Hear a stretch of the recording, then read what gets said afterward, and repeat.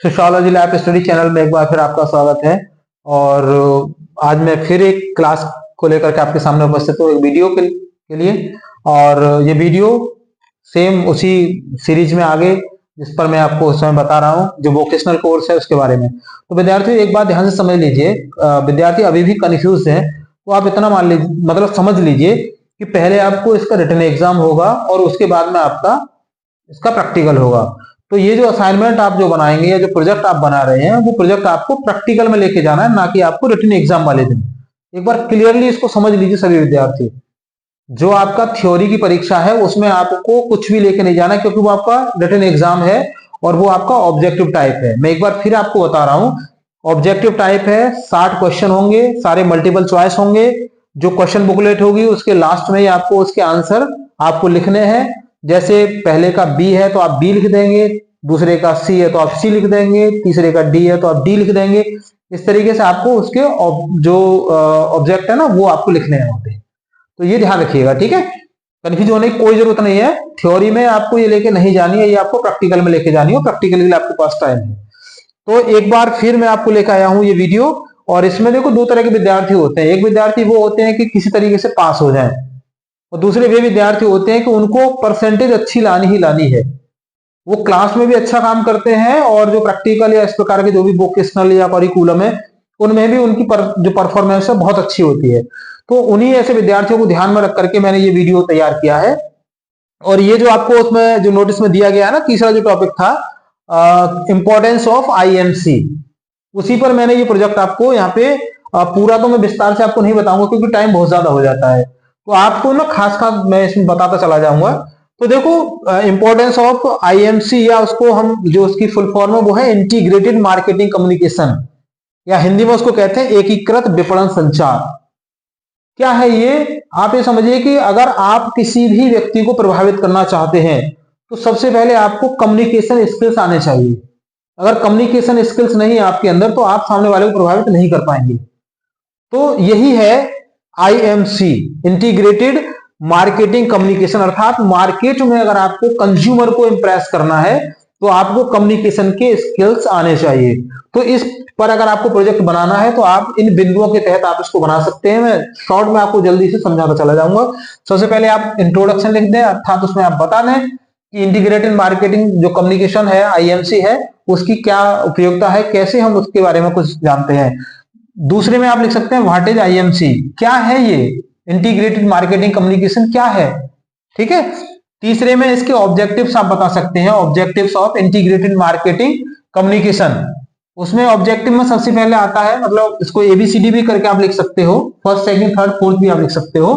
First में है consistency, second में है कस्टमर इंगेजमेंट, थर्ड में है कॉस्ट एफिशिएंसी, एंड फोर्थ में है ब्रांड लॉयल्टी, ठीक है।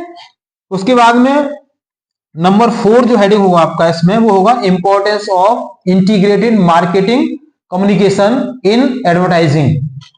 इसमें आप 1 2 3 या जैसे अभी मैंने आपको बताया एबीसीडी आप कर सकते हो। फर्स्ट में आप लिखेंगे clear and consistent messaging, second में आप लिखेंगे इनहेंस्ड ब्रांड वैल्यूज, थर्ड में आप लिखेंगे कॉस्ट एफिशिएंसीनेस, एंड फोर्थ में आप लिखेंगे इंप्रूव्ड कस्टमर एक्सपीरियंस, ठीक है।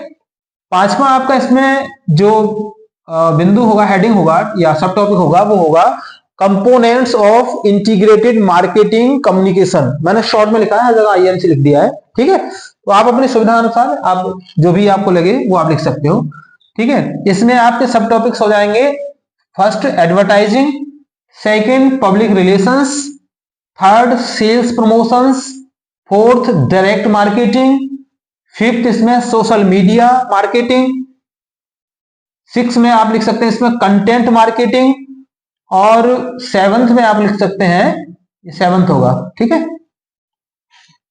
मैंने नंबर गलत कर दिया यहाँ पे, ये आपका आएगा सेवन नंबर, 7 में होगा आपका पर्सनल सेलिंग। इसके बाद 6 नंबर पर आप जो हेडिंग है वो दे सकते हैं benefits of integrated marketing communication in advertising. इसमें आपके सब टॉपिक होंगे reinforce brand image. Second topic होगा, इसमें हेडिंग होगा इंक्रीज रीच, थर्ड होगा इनहेंस एंगेजमेंट, फोर्थ होगा एनकरेज कस्टमर लॉयल्टी, और पांचवा होगा इसमें ड्राइव सेल्स। इसके बाद 7 नंबर पर आप इसके चैलेंजेस के बारे में बता सकते हैं। Challenge in implementing integrated marketing communication, क्या क्या चैलेंजेस हैं वो यहां पर आप बताएंगे। जैसे फर्स्ट है कोऑर्डिनेशन, सेकंड है बजट कॉन्स्ट्रेंट्स, थर्ड है इसमें मेजरमेंट ऑफ सक्सेसेस, लास्ट में आप इसका कंक्लूजन लिख सकते हैं। कंक्लूजन में आप जितना मर्जी हो आप उसको आगे तक बढ़ा सकते हैं। मैंने आपके समझदारी के लिए, मतलब आपको थोड़ा समझने के लिए सिर्फ मैंने यहाँ पर एक, मतलब मैं कहूं कि 2-3 लाइनें मैंने यहाँ पे ये लिखी हैं, बल्कि एक लाइन ही आप इसको मानिए।